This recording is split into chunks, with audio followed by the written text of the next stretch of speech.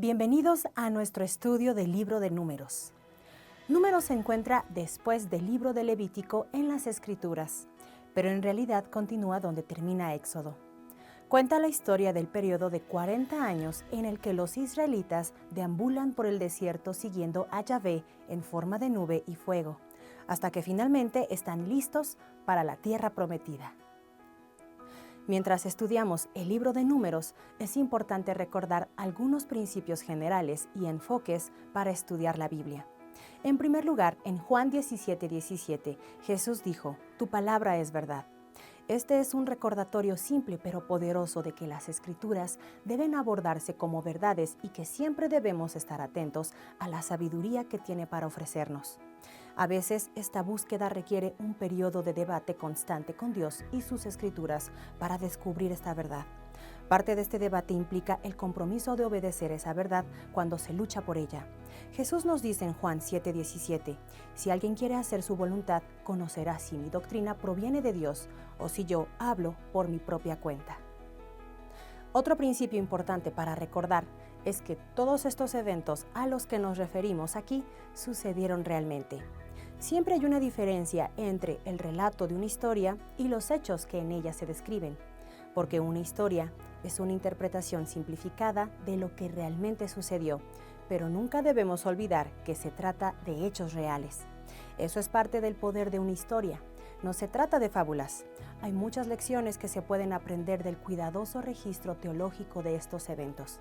El autor cuenta la historia del pasado exactamente como necesita contarla para poder predicar el mensaje que ha sido inspirado a predicar. Así que, mientras leemos las historias en las Escrituras, recuerda que son interpretaciones espirituales destinadas a enseñarnos algo. Dios no está interesado especialmente en mantener un registro preciso de los eventos históricos en las Escrituras. Cuando nos acercamos a las Escrituras, debemos recordar preguntas como: ¿qué dice? ¿Qué significa? ¿O qué significa para mí? Esto nos ayudará a evitar que perdamos el punto de vista de una historia.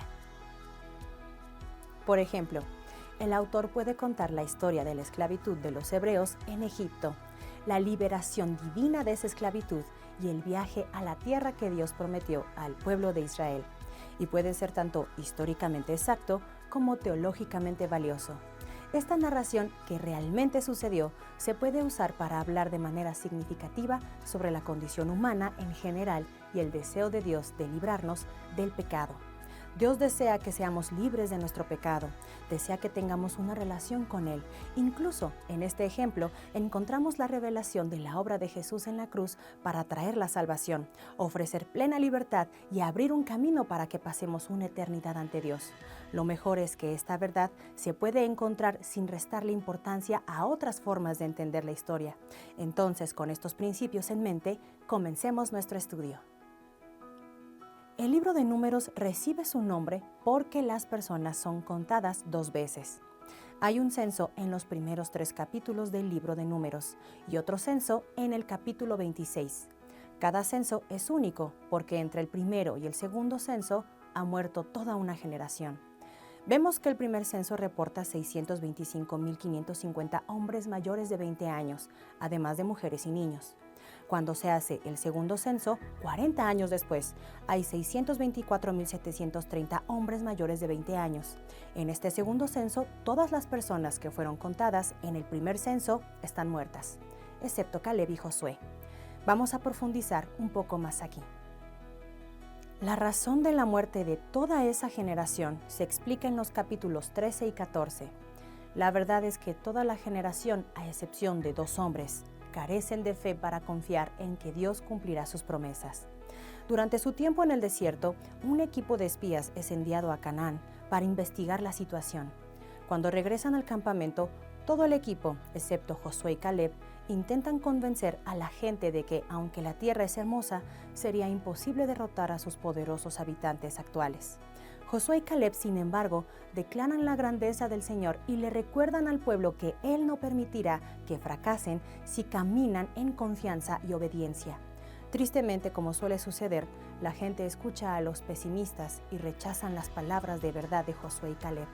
ellos se niegan a avanzar hacia la tierra. Debido a su falta de fe, Dios le dice a Moisés en Números 14, 28 al 30, «Vivo yo, dice el Señor, si no hago con ustedes conforme a lo que han hablado a mis oídos. En este desierto caerán sus cadáveres, todos los que fueron contados en su censo, de 20 años para arriba, y que han murmurado contra mí.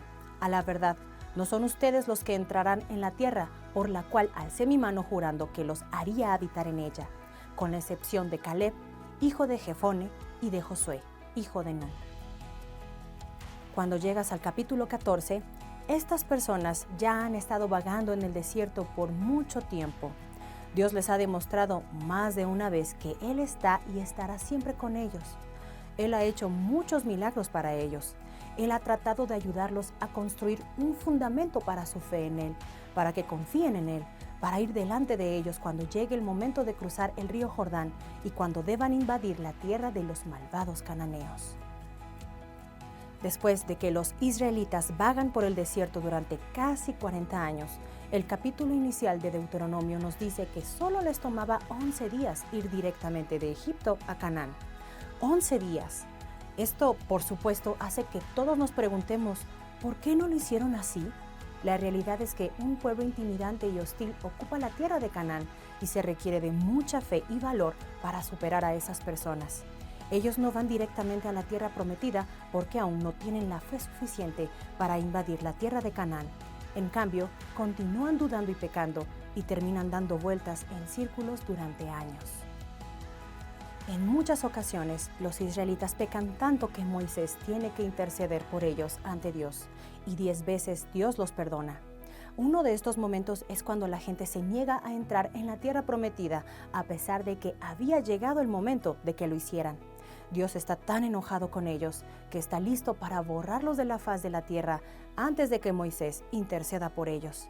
Moisés dice en Números 14, 17 al 19, «Sé engrandecido el poder del Señor, de acuerdo con lo que has hablado, diciendo, el Señor es lento para la ira y grande en misericordia. Él perdona la iniquidad y la rebelión, pero de ninguna manera dará por inocente al culpable. Castiga la maldad de los padres sobre los hijos, sobre la tercera y sobre la cuarta generación.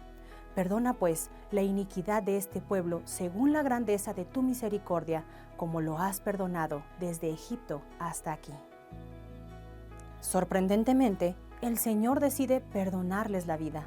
Él perdona a la gente, pero su negativa a entrar en la tierra prometida aún tiene consecuencias. Números 14, 22 al 24 dice, «Que de los que vieron mi gloria y las señales que hice en Egipto y en el desierto, y que me han puesto a prueba ya 10 veces, y no han escuchado mi voz, ninguno verá la tierra que prometí con juramento a sus padres. Ninguno de los que me han menospreciado la verá.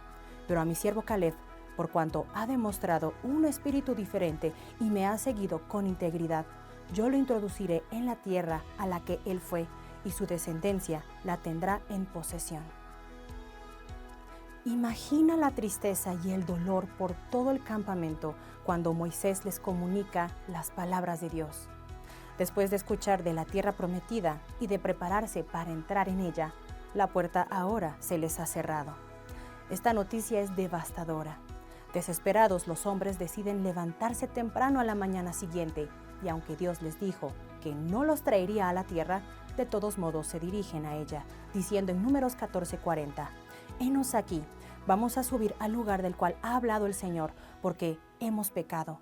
Moisés trata de convencerlos de que el Señor no está con ellos y que si intentan seguir adelante con su plan, seguramente morirán. El Señor los ha dejado, así como ellos han dejado repetidamente al Señor. El intento de Moisés de detenerlos no funciona.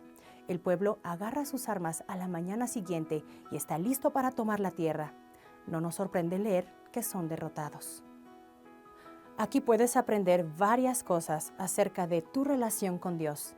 Primero, tenemos una clara advertencia de no ir detrás del Señor ni correr delante de Él, sino caminar con el Señor y seguir su dirección. También podemos aprender algo sobre el proceso del discipulado. Números 14:20 nos asegura que Dios perdona a los israelitas después de que Moisés intercede, pero eso no significa que no experimenten consecuencias reales. En la vida cristiana hay más que un simple perdón. También hay un llamado a vivir una vida que glorifique a Dios y una vida de confianza y servicio en Él y de entrar en todo lo que Él tiene para ti. El apóstol Pablo nos dice que no somos salvos por las buenas obras, sino para buenas obras, cuando escribe en Efesios 2:10, porque somos hechura de Dios, creados en Cristo Jesús, para hacer las buenas obras que Dios preparó de antemano para que anduviésemos en ellas. En otras palabras, hay un propósito para tu salvación y Dios quiere que entres en ese propósito. Hay un propósito al seguir el tiempo de Dios y vivir como un pueblo libre de ataduras. Desafortunadamente, los israelitas en esta historia no lo han entendido. Dios siempre es paciente y lleno en gracia. Sin embargo, el capítulo 14 de Números muestra que existe algo así como un nivel de decisión. Este nivel de decisión es donde decides, después de haber recibido mucha gracia y paciencia, si te rendirás o no a la voluntad de Dios para tu vida. Hay un concepto similar en Romanos 1, donde Pablo usa la expresión Dios lo entregó. Pablo no quiere decir que Dios renunció a la humanidad. Dios nunca se da por vencido con nosotros, pero Dios nos permite hacer lo que queremos para que podamos aprender de las consecuencias. Dios te hizo una criatura de elección, y aunque Dios hará todo lo posible para que veas las cosas a su manera, no forzará tu voluntad ni tu obediencia. A veces Dios llega a un punto con nosotros en el que esencialmente dice, si eso es lo que quieres, puedes tenerlo. Encontraré a alguien más para que haga mi trabajo. Estas personas, aunque habían sido liberadas de la esclavitud egipcia, deambularon por el desierto durante 40 años para hacer un viaje que debería haber tomado solo 11 días. Esto debería llevarnos a examinarnos a nosotros mismos. Primero, debemos preguntarnos, ¿he sido liberado por Dios de la esclavitud del pecado? Si es así, deberíamos preguntarnos, ¿estoy entrando en las bendiciones de vida prometidas por Dios o también estoy vagando por un desierto espiritual sin un final a la vista? Cuando Dios se encuentra y vence a Saulo, el gran enemigo de la iglesia cristiana primitiva, le muestra a Ananías sus planes para Saulo en Hechos 9:15 al 16, diciendo, este hombre me es un instrumento escogido para llevar mi nombre ante los gentiles, los reyes y los hijos de Israel, porque yo le mostraré cuánto le es necesario padecer por mi nombre. Dios tiene un plan único para cada persona. Dios nos salva, y no solo para la eternidad, sino porque Él tiene una obra determinada que quiere que hagamos aquí y ahora. Hacer la voluntad de Dios es el mensaje del libro de Números. La próxima vez que leas este libro, busca esa verdad. Al llegar al capítulo 14, recuerda el nivel de decisión que todos alcanzaremos en algún momento. Es allí donde decides si vas a hacer o no la voluntad de Dios en tu vida. Si ya has dicho sí a su perdón, pero has estado diciendo no a su voluntad, di sí a su voluntad hoy. Tal vez no sea demasiado tarde para descubrir cuál es la buena, agradable y perfecta voluntad de Dios para tu vida. Entra a la tierra prometida de abundante vida cristiana que Dios ha preparado para ti. Dios ha prometido su bondad a su pueblo aquí en la tierra de los vivos. Apóyate completamente en su voluntad y acepta su plan para tu vida.